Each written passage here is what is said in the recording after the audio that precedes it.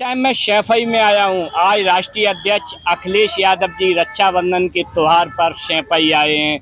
उनके मित्र और उनसे जो अखिलेश यादव जी का चेहरा और दीपू चौहान जी का चेहरा लोग पहचान नहीं पाते हैं। कहीं न कहीं हम शख्स हैं दोनों लोग।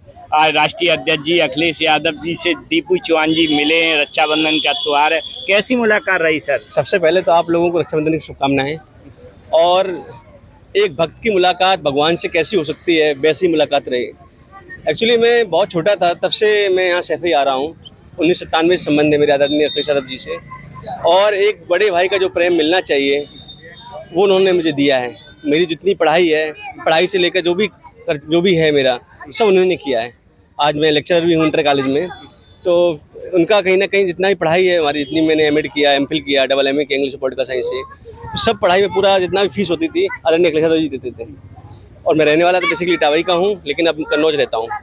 कन्नौज कहीं ना कहीं अखिलेश यादव जी का क्षेत्र है कन्नौज। मैं भी सर जब आपको देखता हूं तो मुझे लगता है कहीं राष्ट्रीय अध्यक्ष अखिलेश यादव जी हैं। दीपू चौहान जी और काफ़ी मित्रता है, राष्ट्रीय अध्यक्ष जी के बहुत करीबी हैं। जैसे आप देख सकते हो चेहरा राष्ट्रीय अध्यक्ष जी का और दीपू चौहान जी का एक ही दिखाई दे रहा है। आज देशवासियों को क्या संदेश दोगे रक्षाबंधन के शुभ अवसर? देखिए, रक्षाबंधन के शुभ अवसर पर सभी देशवासी अगर तरक्की चाहते हैं, सामाजिक, आर्थिक और ये धार्मिक उन्माद जो मिटाना चाहते हैं, जाति भेदभाव मिटाना चाहते हैं, तो आज मैं उन्हें संदेश देना चाहता हूं कि आप लोग प्रतिज्ञा लीजिए इस रक्षाबंधन पे कि जब अगली रक्षाबंधन आए तो केंद्र में आदरणीय अखिलेश यादव जी की सरकार हो, इंडिया की सरकार हो, वहाँ पे केंद्र पहुँच जाए वो। ये भारतीय जनता पार्टी का हटना बहुत जरूरी है। अगर नहीं हटे तो कहीं ना कहीं ये मदारी है। ये जब चुनाव आता है तो मदारी नहीं, जैसे डमरू बजाता है, और डमरू बजाता है 200 रुपये सस्ता, तो डीजल सस्ता भी हो जाएगा, अभी पेट्रोल सस्ता हो जाएगा, अभी ये लगेगा देश में महंगाई है ही नहीं। और जैसे चुनाव खत्म, ये सिलेंडर पहुंचेगा 3000 रुपये पे। बात समझिए, कहाँ 400 रुपये सिलेंडर था और आज सिलेंडर कीमत जो है 1150 कर दी गई। एक बार एक जेब कतरे ने एक जेब काट ली एक की, और जब एक की जेब काट ली तो वो रोने लगा, चिल्लाने लगा कि मेरी जेब कट गई। वही जेब कतरा लौट के आया और उसने उस जिसकी जेब काटी थी उसमें से कुछ पैसे निकाले, उसके ऊपर निछावर कर दे दिए कि भैया ये मत ले लो हमसे। यही हालत सरकार की है कि जेब भी तुम्हारी काट रहे हैं और तुम्हें खुश भी कर रहे हैं उसी जेब काटने से। तो कहीं ना कहीं संदेश में देना चाहता हूं जनता को कि आप लोग सावधान रहिए। अगर अब की चूके तो हो सकता है अगली बार वोट डालने का अधिकार ही खत्म हो जाए। देखिए, बहुत बहुत धन्यवाद दीपू चौहान जी। आज दीपू चौहान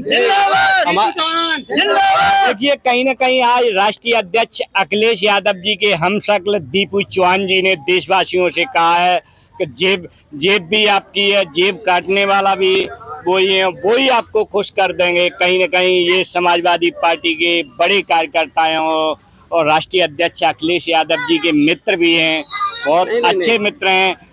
क्या अभी अभी अभी राष्ट्रीय अध्यक्ष जी ने से कहा कि एक बस चालक ने केवल बस इसलिए रोक दी कि कुछ लोगों को टॉयलेट जाना था, कुछ को नमाज अदा करनी थी उस समय पे, और उसके साथ क्या व्यवहार किया गया, उसको जान चली गई उसकी बेचारे की।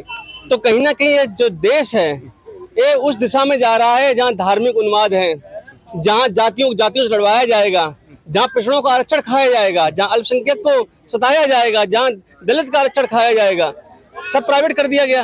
रेलवे प्राइवेट, एयरपोर्ट प्राइवेट, परिवहन निगम प्राइवेट। तो कहीं ना कहीं अगर आरक्षण खत्म होता तो बवाल हो जाता। इन्होंने सब प्राइवेट करके आरक्षण ही खत्म कर दिया। बहुत बहुत धन्यवाद। सर ने कहा है कि मजहब नहीं सिखाता आपस में बैर रखना, चाहे हिंदू, मुस्लिम, सिख, ईसाई, सभी भाईचारे, चाहे एससी, ओबीसी, माइनॉरिटी, सभी लोग जब देश के लिए करेंगे तब हमारा देश आगे बढ़ेगा। ये तो गुलदस्ता है, देश हमारा गुलदस्ता है। देश हमारा गुलदस्ता। इस आजादी में जितना योगदान हिंदुओं का है उतना ही मुसलमानों का भी है। और आजादी से पहले हिंदू मुसलमान प्रेम से रहते थे।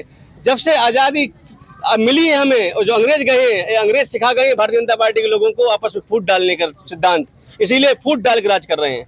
बहुत बड़ी बात। जय हिंद, जय समाजवादी। कहीं ना कहीं दीपू चौहान जी ने देशवासियों को संदेश दे रहे हैं कि भाइयों मिल के साथ आगे बढ़ो। कहीं न कहीं मजहब नहीं सिखाता आपस में बैर रखना, चाहे किसी भी बिरादरी, किसी भी संप्रदाय से हो, आप लोग देश और राष्ट्र एवं समाज हित में कार्य करें। मैं आप जैसे पत्रकारों को भी धन्यवाद देना चाहता हूं, जो कहीं ना कहीं इस गोदी मीडिया से अलग हटके काम कर रहे हैं और आप लोगों ने शायद अपनी फॉलोइंग नहीं देखी होगी, आप लोगों की फॉलोइंग इस समय बड़े बड़े न्यूज चैनलों से ज्यादा इसलिए ज्यादा है है। क्योंकि आप सही मुद्दे उठाते हैं, सही बातों को रखते हैं, समाज को आईना दिखाते हैं, झूठ का व्यापार नहीं करते। आप बधाई के पात्र आप लोग हैं। आप जब तक आप जैसे लोग जिंदा हैं तब तक पत्रकारिता जिंदा है। जिस दिन आप जैसे लोग खत्म हो गए पत्रकारिता ही खत्म हो जाएगी, क्योंकि जब कलम गुलाम हो जाती है तो कहीं ना कहीं देश की जनता भी गुलाम हो जाती है। बहुत बहुत धन्यवाद देशवासियों को। दीपू चौहान जी की बातों पर ध्यान देना होगा। कहीं ना कहीं ये देश और राष्ट्र एवं समाज हित की बात रख रहे हैं।